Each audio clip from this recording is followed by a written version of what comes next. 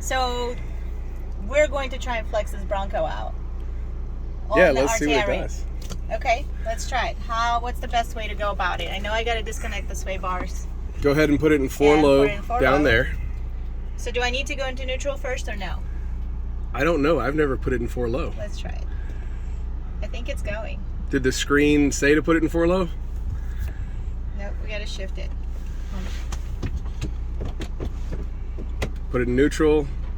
There it goes. I heard it. Yep, it's there.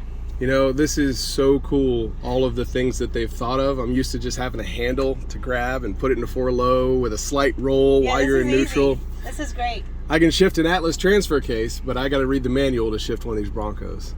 So 4 low, and then turn the G.O.A.T mode. What is that? So G.O.A.T mode, what? Which one? I don't know. Start turning it, see what it tells you. There's normal, eco, slippery. Put it on RTI ramp mode. What's that? Mud and ruts, sand, Baja, rock roll. Rock roll? Sure. That might be a good one. Does it automatically disconnect the sway? It did. Oh, look at this. Cool. Look, it disconnected the sway bar automatically, and it turned on the rear locker automatically. That's cool. What? Okay. All right. So. Okay. All right, so let's just slowly pull up to the ramp. I mean, independent front suspension rigs aren't really known to flex all that much, but with the sway bar disconnected, I have been dying to see what this will do. So let's see what it does.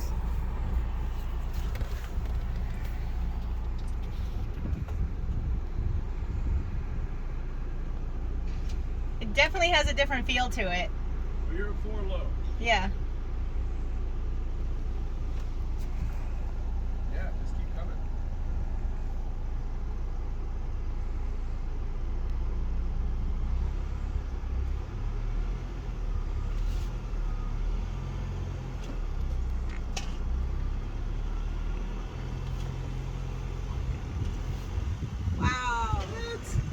That's super impressive. Okay, I'm hitting something. Oh, you're good. Yeah, keep coming. Just a little bit more.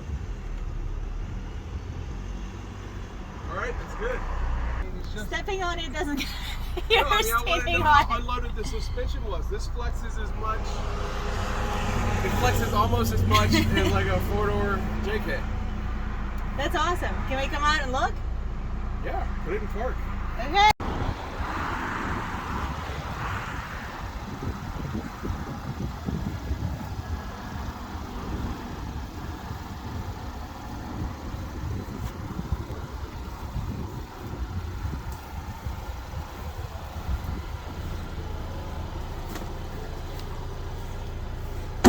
That's amazing.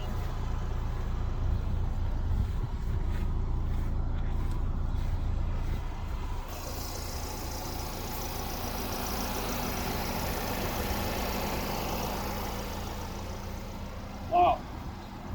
That's really, really impressive. All right.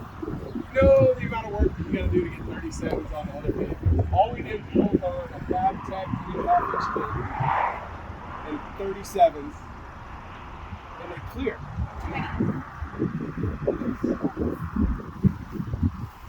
Fab Tech knocked us out of the park. Yep. Yeah, we didn't even delete the fenders or any of that. We unbolted the bumper things up there, crash bars, whatever they're called. And then we didn't take that. Took it to the track and jumped it, wheeled it all weekend at Hyperfest. Drifted it? I'm blown away. In the dirt? Blown away about this.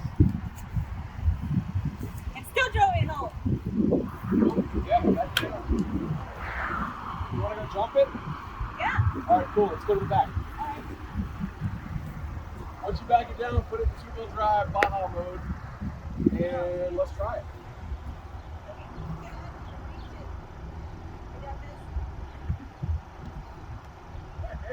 Got it. I'm in.